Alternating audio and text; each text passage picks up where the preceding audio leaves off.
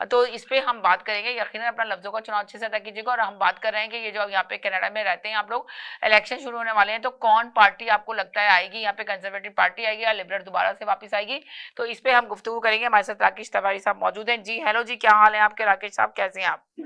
इनकी बहुत बड़ी कड़ी नजर है इसके ऊपर, तो इसीलिए हमने इनको अपने साथ शामिल किया, इसलिए इनकी बहुत कड़ी नजर है इस पे, पॉलिटिक्स के, यहाँ कैनेडियन पॉलिटिक्स पे। तो इसलिए हमने बात की कि आप बताइए कि आप क्या कहेंगे। जी जनाब, एक मिनट के लिए होल्ड कीजिएगा जरा सा। जी जी हेलो जी, अस्सलाम वालेकुम। हेलो अस्सलाम वालेकुम समीना, कैसी हैं आप? बस वालेकुम सलाम, ठीक ठाक हूँ, आप बताइए कैसी हैं? मैं भी ठीक हूँ समीना। और जी मैंने कहा शो पे आपके पास कोई और कॉल है तो मैं होल्ड कर लेती हूँ। आप चले, हाँ जरा राकेश तिवारी साहब है, 5 मिनट का उनसे कनाडा पॉलिटिक्स में मैसेज ले रही हूँ, वो सुन लें।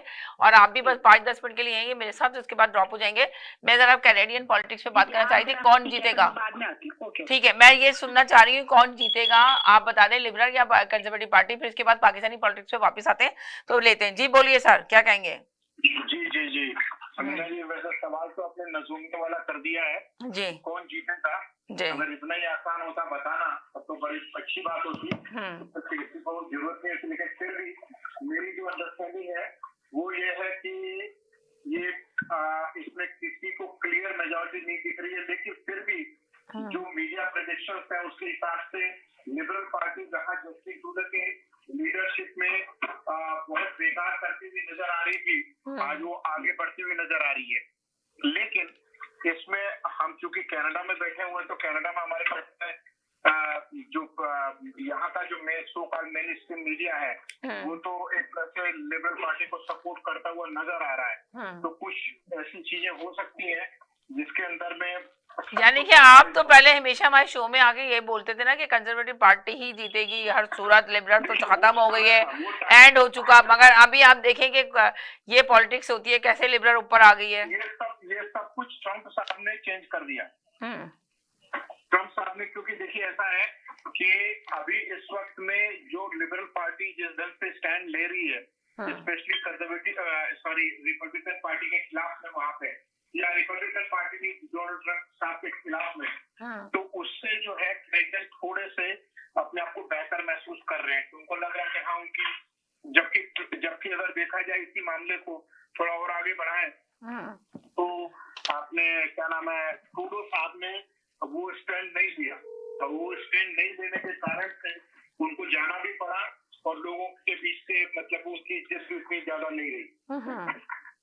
तो लेकिन फिर भी नेक टू नेक कंपटीशन, मैं ये नहीं कहूंगा कि कंपटीशन जो है वो उसको कहीं से भी हम मान लें कि नहीं, कंपटीशन जो है कंजर्वेटिव पार्टी नहीं दे रही है, क्योंकि बहुत सारे मीडिया पंडित, तो उसके बाद में क्या होता है कि उनके प्रेडिक्शंस अपनी जगह पर रह जाती हैं।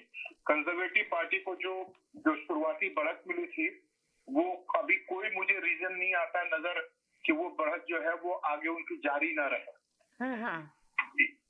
तो वो जारी रह सकती है, और इस बीच में मेरी ये समझ है कि एक हंग पार्लियामेंट बनने की उम्मीद लगती है मुझे।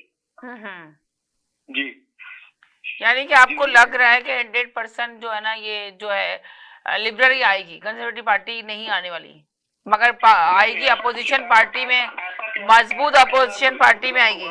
जी, मैंने ये कहा हंग पार्लियामेंट का मतलब ये होगा सनीना जी कि दोनों पार्टियों के पास में इतने ऐसे नंबर होंगे और जिसमें ज्यादा अंतर नहीं होगा, और उसमें जैसे एनडीपी और ब्लॉक की बसपा इसमें मैनेज करेंगे जैसे पिछले उसमें हुआ, क्योंकि जनता भी बटी हुई नजर आ रही है ना, पब्लिक बटी हुई नजर आ रही है।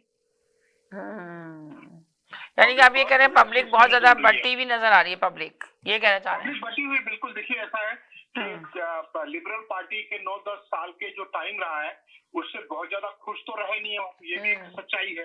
लेकिन उसके साथ में ये भी सच्चाई है कि अभी जो लिबरल पार्टी ने दांव खेला, स्पेशली जस्टिन ट्रूडो को निकाल के, वो दांव का काम करता हुआ नजर आ रहा है। कम से कम जो मीडिया सर्वे कह रहे हैं उसके बेसिस पे मैं कह सकता हूँ कि वो